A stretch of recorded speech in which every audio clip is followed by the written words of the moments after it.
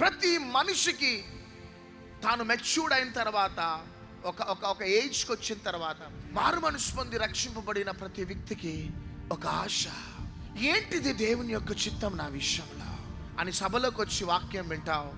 ఏదైనా దైవజనుడు ఏదైనా ప్రవచన వాక్యం ఇస్తాడేమో అని చూస్తావు, ఏదైనా వాగ్దానం దేవుడు ఇస్తాడేమో అని చూస్తావు, కళల ద్వారా దర్శనాల ద్వారా దేవుడు ఏమైనా మాట్లాడుతాడేమో.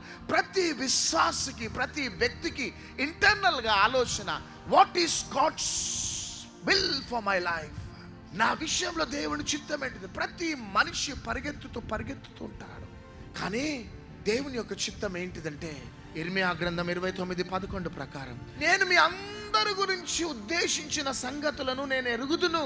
రాబోవు కాలమందు మీకు నిరీక్షణ కలుగునట్లుగా అవి సమాధానకరమైన ఉద్దేశములే గాని హానికరమైనవి కావు. హానికరమైన ఉద్దేశాలు కాదు బిడ్డలు, అవి మనకి ఆశీర్వదించబడిన ఉద్దేశాలే.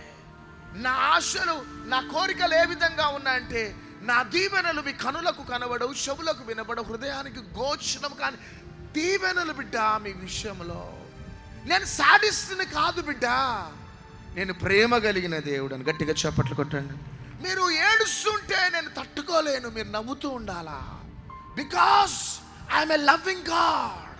నేను దయాదాక్షిణ్యపూర్ణుని బిడ్డ, దీర్ఘశాంతం కలిగిన వాడను, కృపా సమృద్ధి కలిగిన వాడను. మీరు అనుకుంటున్నట్లు ఎల్లప్పుడూ వ్యాజ్యం ఆడబిడ్డ నేను. నన్ను అర్థం చేసుకో. నేను ఎల్లప్పుడూ కోపించబిడ్డ, అర్థం చేసుకోండి.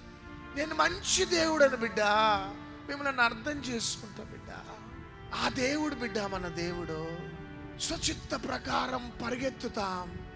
ఎన్నోసార్లు మరలా నిన్ను తన చిత్తంలో తీసుకొని రావాలని ప్రయత్నిస్తూ ఉంటాడు ఆయన. ఈ సభలోకి వచ్చి కూర్చోగానే నాకు ఎంత సంతోషం అంటే, ఆయన చిత్తం నీకు చెప్పాలని. నువ్వు డైలీ లైవ్ ఆన్ చేయగానే తన చిత్తం నీకు చెప్పాలని, తొందర నీకు చెప్పాలని. ఈ రోజు దాకా మీ వ్యక్తిగత స్థితిగతులు ఏ విధంగా ఉన్నాయో మర్చిపోండి బిడ్డ.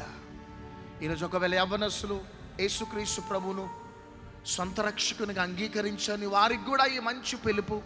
అంగీకరించి ఎక్కడైనా తొందరపాటు తనముతో తప్పిపోయినా, స్టిల్ దేవుడి నీ మీద కోపం లేదు బిడ్డ, ఆయన నిన్ను క్షమించాలనుకుంటున్నాడు.